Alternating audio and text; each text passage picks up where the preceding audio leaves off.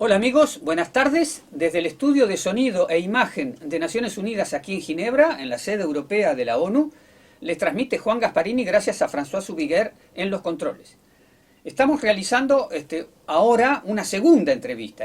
Lo he hecho antes con dos personalidades que han venido de Guatemala para denunciar esta ofensiva contra los operadores de justicia, con ex operadores de justicia porque han tenido que exilarse, perseguidos por pedidos de captura. Y ahora vamos a entrevistar a Xiomara Sosa y a Miguel Ángel Gálvez sobre este fenómeno bastante raro acá en Ginebra, de los casos de ustedes, porque vienen víctimas que son militantes de derechos humanos, que son perseguidos, o militantes políticos, pero personas que trabajan en la justicia y que han sido acusados de crímenes graves, que han impulsado que ustedes han tenido que buscar el exilio, en mi experiencia es por la primera vez. Entonces, Xiomara, tú eres exfuncionaria de la Fiscalía Especial contra la Impunidad, y tuviste que exilarte. Porque, bueno, ¿qué ocurrió con tu caso? ¿Y qué puedes decirnos de esto? Porque de alguna manera esto se sabía porque hubo lo que se llama el examen periódico universal. Le tocó el turno a Guatemala en el mes de julio del año pasado, pero el gobierno anterior rechazó 80 recomendaciones. Entonces, las que quedaban en vigor lo obligaban de poco, digamos, porque hubo una ola, digamos, de denuncia de eso, porque el examen periódico universal son los consejos que le dan los otros estados al estado examinado. Son ellos los jueces. Y ahí apareció que el Ministerio Público estaba manipulado, que la renovación de autoridades se daba en base a pactos de corrupción, que la corrupción era copar la justicia, ejercer presión. No se restauró las deficiencias del Estado de Derecho que habían sido citados en el examen periódico universal. Pero bueno, ha llegado un nuevo gobierno. Ha llegado un nuevo gobierno, el gobierno que hizo toda esta maniobra de vaciar el contenido del examen periódico universal rechazando las recomendaciones. Ahora hay un gobierno que ha sido elegido democráticamente y que tiene las manos limpias. Entonces, ¿cómo ven ustedes cómo superar la herencia, digamos, de esta ofensiva contra los operadores de justicia, que además prosigue actualmente? Porque por más que hay un gobierno que domina el Poder Ejecutivo, el Poder Judicial está en manos de fiscales, de jueces, y que continúan con la etapa anterior. ¿Quién quiere comenzar? Bueno, muchas gracias primero por el espacio, por la entrevista. Y sí, lastimosamente nos encontramos en estos espacios para denunciar lo que sucede en Guatemala. Voy a tratar de ejemplificarlo con mi caso en particular. Yo efectivamente trabajé en la Fiscalía Especial contra la Impunidad, fue una fiscalía creada para trabajar con la Comisión Internacional contra la Impunidad en Guatemala, un ente solicitado de hecho por el mismo Estado en el 2007. Y pues dentro de todos los casos que yo llevé un caso que se conoció como Odebrecht, que era una constructora brasileña que aceptó haber dado sobornos a 12 países latinoamericanos, dentro de ellos Guatemala. Pues yo empiezo la investigación dentro del proceso. Pues ellos se acercaron, dijeron que querían colaborar, aceptando el hecho que habían entregado por lo menos 19 millones de dólares en sobornos que iban dirigidos hacia los diputados, el ministro de Comunicaciones, que era Alejandro Sinibaldi, y el candidato de aquel entonces a presidente, Manuel Valdizón. Nosotros, con base a esa información, pues viajamos a Brasil con mi jefe, que es Juan Francisco Sandoval, porque ellos no podían salir del Brasil, porque ya estaban sujetos a un proceso penal allá por todo esto que les cuento. Además estaban sujetos a varios procesos de Estados Unidos, porque de hecho fue Estados Unidos quien descubre esto a través del lavado de dinero, ¿no? Entonces nosotros viajamos a Brasil y ellos firmaron convenios de colaboración eficaz. Todo eso bajo el amparo de un juez de mayor riesgo que nos había autorizado. De hecho, autorizó el propio presidente de la Corte Suprema de Justicia, porque tenía que nombrar un cónsul que nos acompañara, ¿verdad?, en ese acto jurisdiccional, y así lo hicimos. Todo esto les estoy contando sucedió bajo el amparo de las administraciones de la fiscal general Telma Aldana. Ya después, en el 2018, cuando se cambia la fiscal general y nombran a Consuelo Porras, empieza una ofensiva en contra de los... Bueno, de hecho, también tenemos que decir que se expulsa a la CICIG, ¿verdad? Desde el 2017, se va en el 2019. Consuelo Porras llega en esa época y desde que llegó a hacer como cuestionamientos de las investigaciones que nosotros habíamos hecho. De esa suerte, pues empieza a decir de que todo el trabajo que nosotros habíamos hecho era ilegal. Ya con la CICIG afuera, las investigaciones se empiezan a debilitar por parte de esta fiscal. Empiezan las destituciones, destituye ilegalmente a nuestro jefe y a nosotros nos traslada. A mí me traslada a una fiscalía de menor importancia, por decirlo así.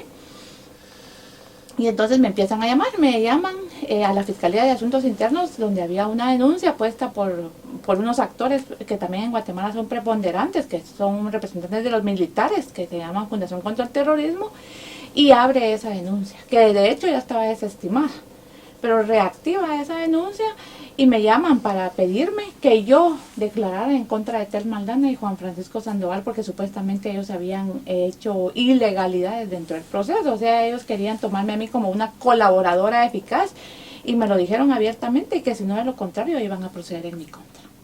Y así fue. ¿Te tuviste que ir al exilio entonces? No, ahí no. Todavía no. Yo ahí me empiezo a defender, trato de empezar, solicité copias del expediente, no me los daban, y empecé a hacer solicitudes ante el proceso que me habían ya abierto a mí en mi contra.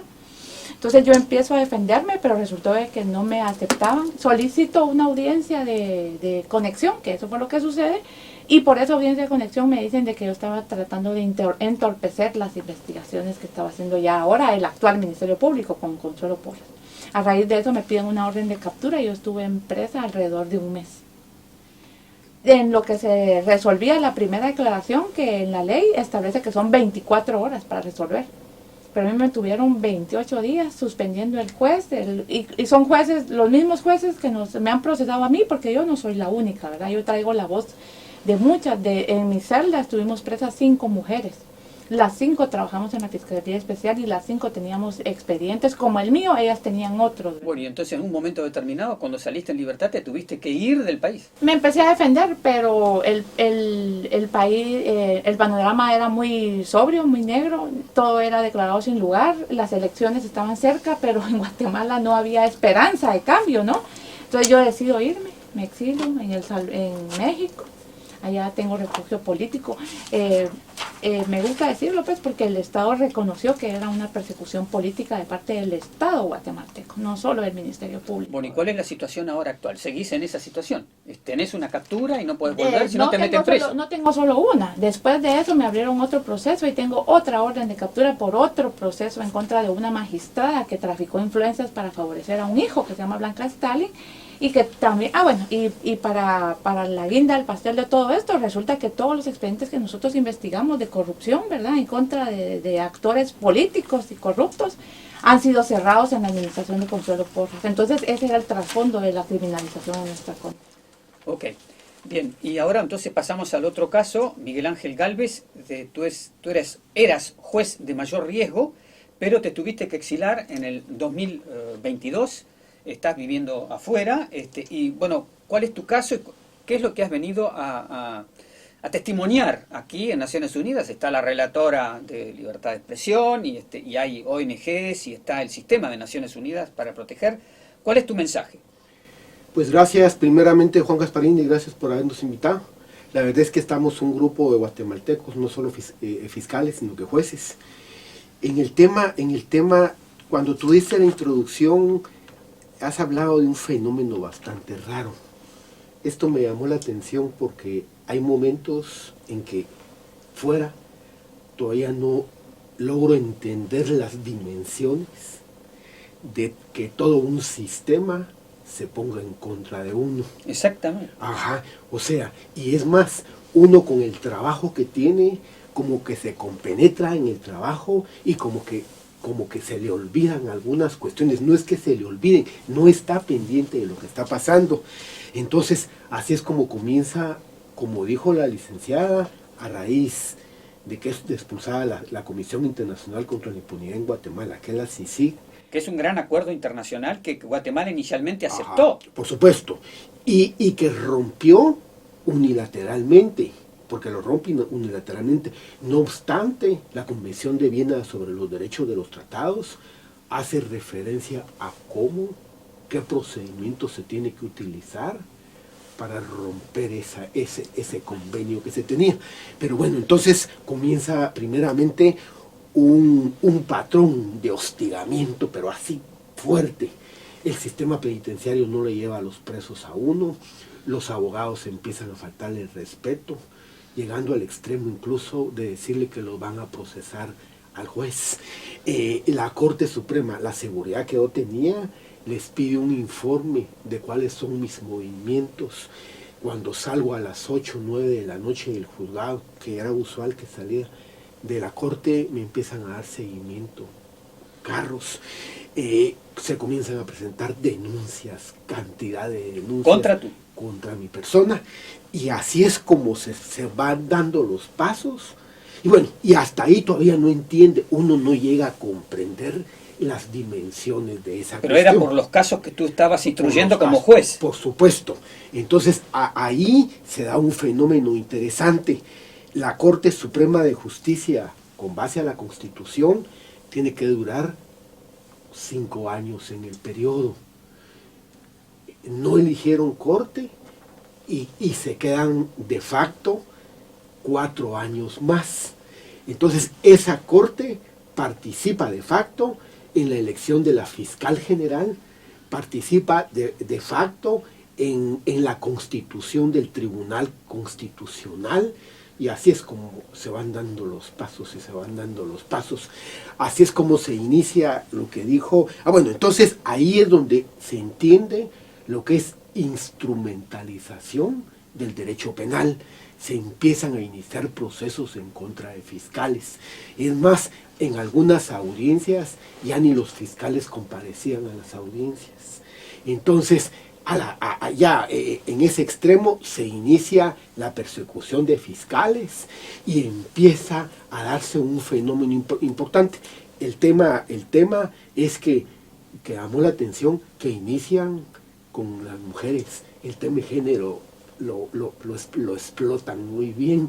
Entonces son mujeres, Eva Xiomara y las demás compañeras, mujeres. Entonces ahí estamos hablando que era imposible estar en una situación de esas.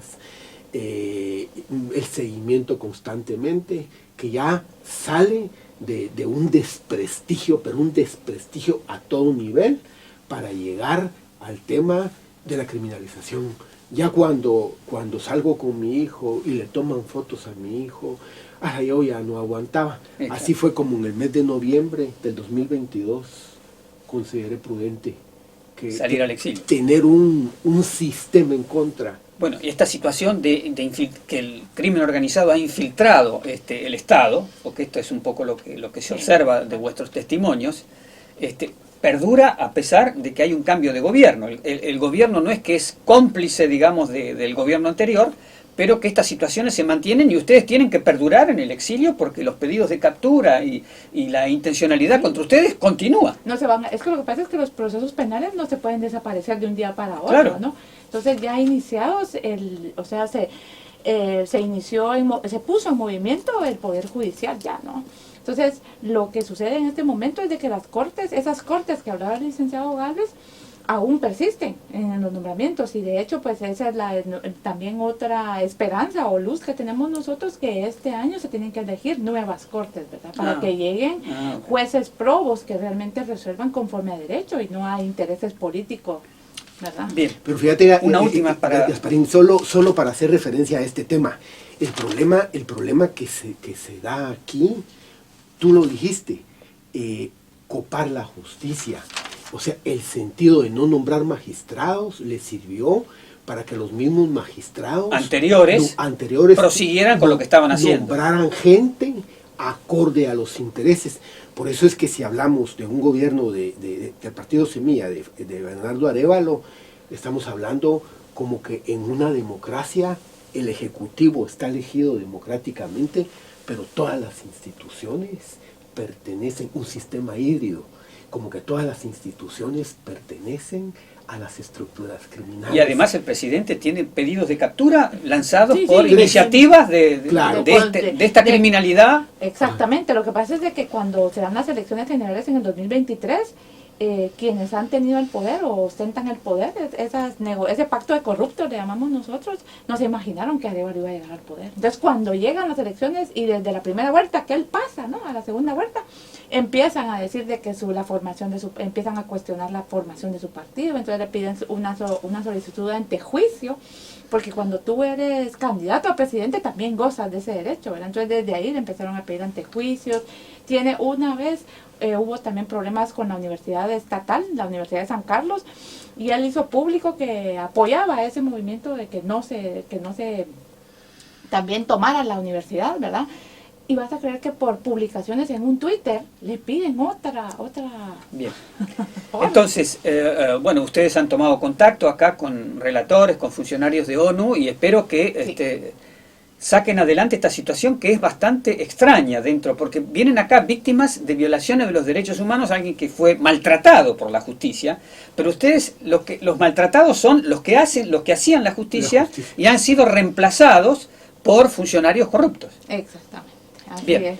Que ellos son los que sirven ahorita para criminalizar a los mismos compañeros, pues los que llegaron al cargo de que nosotros teníamos.